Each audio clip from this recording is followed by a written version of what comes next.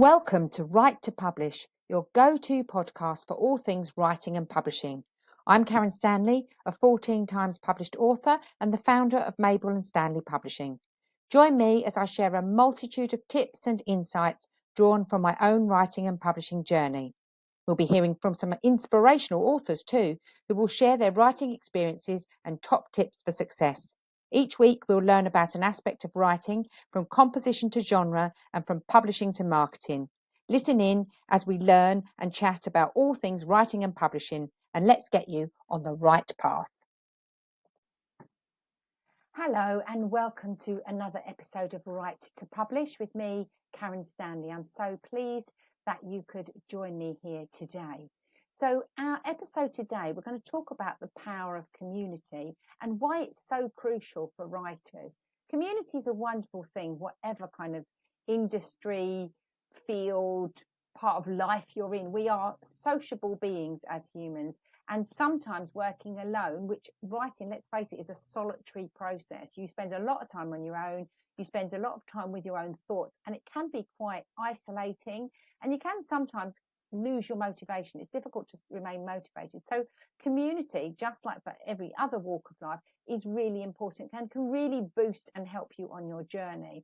So let's talk about the benefits of what a writing community should do for you. Now, there are lots of writing communities out there. I run one myself, and some will be suitable for you and some will not. So it's important, as with anything, to do your due diligence. Look around, see what communities are right for you. I would be a little bit, there are loads of writing communities on sort of social media platforms like Facebook, for example. And whilst they're not bad, some of them are okay, you will get a lot of experts in there, in inverted commas. You do also get a few keyboard warriors. I hope I'm not speaking out of turn when I say that. So just be mindful about which tribe you join, because some will be really supportive and build you up and give you good advice, and some will do the polar opposite. So make sure that when you're joining a writing community, you really know what you're joining and you know how kind of to heart you need to take the advice. So for example, I go onto the Facebook writers groups all the time, and I just sort of have a little look around and I see what people are talking about.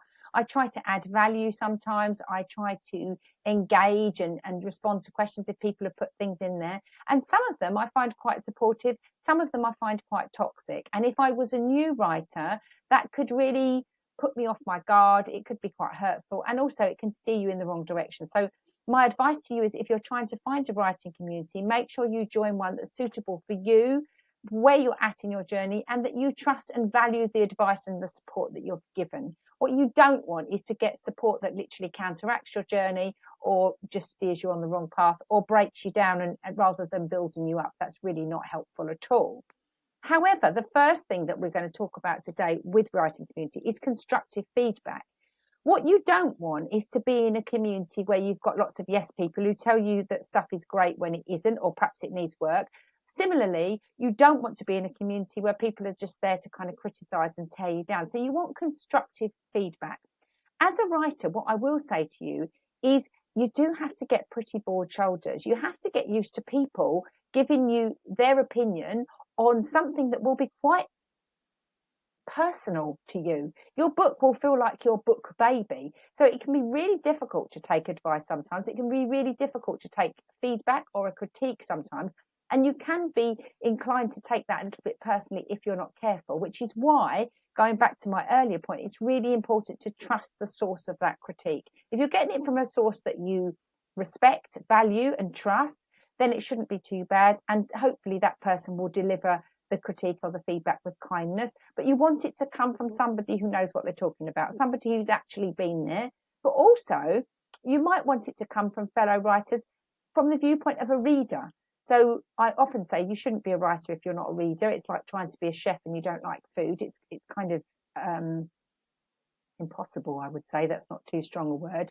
So sometimes you'll want feedback from the point of view of technical writing advice, and sometimes you'll want it from the view of, like, what would a reader think? You know, so you might be saying to people, well, can you read this as a writer, or can you read this as a reader? What would your initial reaction be? And sometimes those reactions and that feedback will correspond and will align with each other, and sometimes it might be slightly different. Because sometimes you can have something that is essentially a good piece of writing, but it might not appeal to your reader or satisfy sort of industry or genre kind of tropes or expectations. So a great thing about a community is that you can get constructive feedback, and it can help you to move your writing forward. So if you write something and you're not sure, and you can put it into that place that hopefully should be a safe place where it's kind of confidential, it's not shared with too many people who aren't part of that community, and it's given it with the right tone and from people who have some authority to do that, then that can be hugely helpful for you to pursue your writing journey and to improve on your writing. The other thing that communities are great for is accountability. I have lots of conversations with my clients about this, and one of the main reasons that people fail when they're writing a book, and when I say fail, I mean they don't finish, or they don't get started, or they start and then they get stuck, is a lack of accountability. Again, going back to my earlier point, it's a solitary process. It's a lonely kind of path. It can be a bit of a lonely path sometimes. So having that accountability can be really good to keep you on track. And whether that comes in the form of milestones, or whether it comes in the form of check-ins where you just get together and you share how many words you've written that month, whether you've reached your target, whether it's just someone to check in with and keep you on track, that accountability can be hugely helpful. And you can get that from fellow writers. You can get it from someone like me, like a writing mentor. It doesn't really matter where you get it from, but that accountability will be crucial to your success. And it will mean that you're much more likely to have success, and you're much more likely to finish your project and actually get it done. So accountability, that's a huge one. The other thing is, it's a good idea for in a community if you've got diverse perspectives. If you only ever ask your best friend what they think of your writing, you might get a slightly biased opinion. Now, I'm not saying that your writing isn't amazing and your best friend isn't a sound giver of advice, but having those diverse perspectives is really useful sometimes. For example, I'm not a huge fan of science fiction. It's not really my genre. But then when I am asked to critique science fiction, it means I can be really objective, because it's not particularly my trope. So I can kind of look at it in the view of the technicalities and the composition and the story arc quite objectively. But then sometimes you might want someone who reads women fiction prolifically to read your women's fiction and tell you whether it would appeal to them from that viewpoint. So having those diverse perspectives can be really useful, because it might give you a little bit of feedback, or it might give you a little kind of pointer that you might not have necessarily received from someone who is very similar to you, and it might give you something that kind of jolts you into, oh, do you know what, I didn't think about that, or might give you a little bit of extra inspiration. So having those diverse perspectives is really, really useful. It could be something as simple, if you're writing a male character. I see this in writing groups all the time, women writing male characters and struggling to do so, and vice versa, men writing female characters and struggling to do so, because they're coming at it obviously from a different perspective. So having other perspectives in your group, in your community, can be hugely helpful for a whole variety of reasons, as well as that one. The other thing is, if you're part of a formal community, like my Mabel and Stanley writing and publishing community, for example, we have meetups, we have Q&As, we have all of those accountability measures, but I also have lots of resources. So there's lots of opportunities for you to attend workshops, or get tutorials, or get sort of resources and templates and performers and things like that, which can help you to develop your skills as a writer. So being in that community can give you access to resources, tutorials, workshops, which will upskill you, but also just getting feedback from another writer, giving you suggestions or telling you the way that they've done it or what worked for them.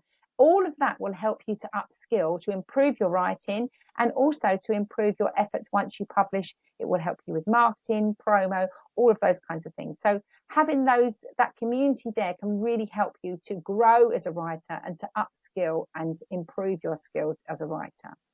The other thing, and this kind of goes back really a little bit to accountability and feedback and all of those, it's quite linked, is motivation and encouragement. It's wonderful having fellow writers saying, oh, well done, I love that chapter, or fantastic for, finishing chapter 5, good luck with chapter 6. It's just really nice to gee each other on. When I very first started my writing academy back in January of 2021, It was so lovely. I only had 5 writers in the academy then, and as each of them were coming to the end of their books and getting ready to move to the editing and publishing phase, the other members of that community were so pleased for them, were really cheering them on and championing them, and that was really lovely. It really felt kind of warm and a bit fuzzy.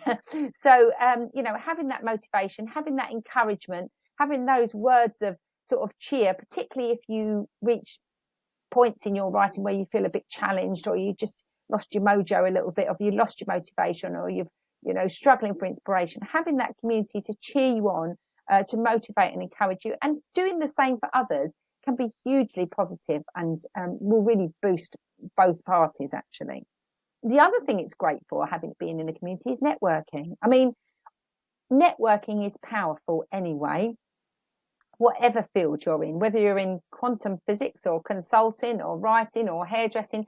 Networking can be a really great way, to bring new clients into your field. So if you're writing a business book, I mean, that can be amazing. But also, particularly from a writing point of view, you can just engage with other writers, see what they're up to, learn from them. This goes back to my earlier point about learning from your fellow peers. What have they tried that's worked? What have their marketing efforts yielded? What's worked? What hasn't worked? What did they think, oh God, I'm never doing that again? Or what did they think that was great? There's quite a few communities like that on Facebook where authors share what they've done and how they've done it, and motivate and inspire other writers. So that networking opportunities is amazing. And also, I have a writer friend. We meet regularly, probably around about once a week at least, I would say, sometimes more, sometimes slightly less. And we go for a walk with my dog Mabel. But the wonderful thing about that is we just spend sort of an hour or two just talking about writing. Now, if I tried to talk to my husband for 2 hours about writing, I'm pretty sure he would glaze over and leave the room quite quickly. So having that networking opportunity where you can just chew the fat and talk about writing and discuss your inspirations or your motivations or any challenges you've got, or perhaps someone's got a number for a great editor or a resource that they've used. So that networking is really powerful, and it kind of reinforces all of the things that we've just talked about. Being able to get feedback from people that you've trusted and that you've built relationships with, having that accountability, diverse perspectives, the opportunity to be motivated and inspired. So yeah, that networking, I can't really stress how invaluable that is. And a lot of my opportunities in the writing world, the way my writing and publishing career has gone, has been down to networking and people suggesting things and connecting me with, oh, did you know about that literary festival? Or are you going to that? Or are you doing this? I mean, it's just a lovely thing. And I'm a huge fan of networking and collaborating in any sphere, but none more so than in writing. So that's a really good, strong benefit of a writing community. The other thing which I touched on with the networking thing is being able to share resources, really. So, someone might say, George, I was really struggling with dialogue, but I found this resource really helped me. You might like to try it. Or someone might put a shout out in the group, really struggling with show, don't tell. Another person might say, oh, I found this great resource, really helped me through. So it sounds very simple, but those things can be hugely beneficial, particularly if your journey's hit a bit of a stumbling block, or you're feeling a little bit demotivated or a little bit stuck in your writing process. Those things can be hugely helpful and not to be undervalued. And finally, my final kind of point, and the reason for being part of a community, and I touched on it earlier, is just celebrating those milestones, having people, like-minded people, who understand your frustrations, understand your wobbles and your challenges and your, crying and screaming and hair pulling out moments. It's just lovely to be able to celebrate those milestones. When you reach your 1,000 word mark, or your 10,000 word mark, or your 50,000 word mark, or perhaps you've been working on a chapter for ages and you simply couldn't get the point of view right, or maybe you were really struggling with a passage and you finally cracked it. It can be a small milestone. It can be a huge milestone, like finishing your book in total. But actually being able to celebrate those milestones with your peers, cheering each other on, being cheered on and cheering people on in return, it's really motivating, and it just makes you have more enjoyment in the process itself. It brings a lot more pleasure if you've got that kind of celebratory ethos within your writing community. So that's just some of the many benefits of being in part of a writing community, not least for the fact that it will make you just enjoy the journey more. It can really bring some pleasure and some fun to your writing journey, and also help you when you're feeling stuck, more importantly. If you are looking for a writing community, I do have the Mabel and Stanley Writing and Publishing Community. Within that, I've got loads of resources, templates, planning templates, little tutorials, webinars that you can access. I also run a weekly Q&A within a private Facebook group. And if you can't attend the lives, I usually run them on a Tuesday morning, then you can post your questions in the group and then I will address those questions on the lives. And you also get access to an accountability spreadsheet, which will help you to keep track of your writing within that group. And that whole community is just $12 a month. So you get all of the resources, you get the chance to ask me anything, so you get that guidance from me. And also within that group, particularly within the private members only Facebook group, if you're wanting some feedback, you can put your writing in there. It's a completely safe space, very supportive environment, and other writers within that community will come back to you and tell you what they think, or give you some pointers, or congratulate you on your wonderful effort. So if you are looking to be a part of that community, you can have a 3 months trial. So you get a trial for 1 month, and thereafter it's $12 a month, which is pretty much a couple of posh coffees. So I've tried to keep it affordable, and so that it can help you on your journey. If you're looking to join that, you can email me, Karen@MabelandStanleyPublishing.com, and I will send you the link to join and your opportunity to have a month's free when you join. So if you're looking to join the community and you'd like to chat about it further, or you'd like the link to join, just email me, Karen@MabelandStanleyPublishing.com, and we'd love to welcome you into our wonderful group of really supportive and talented writers, I might add. Thank you so much for listening to me and tuning in again. I've been Karen Stanley. This has been the Write to Publish podcast, and there's lots more episodes for you to find here over on Podbean, Spotify, Apple Music, and Amazon Music, iTunes, should I say, and Apple Music. Thanks again for joining me. Hope to see you all again next week, or hear from you all again next week. Wherever you are, let's get you on the right path.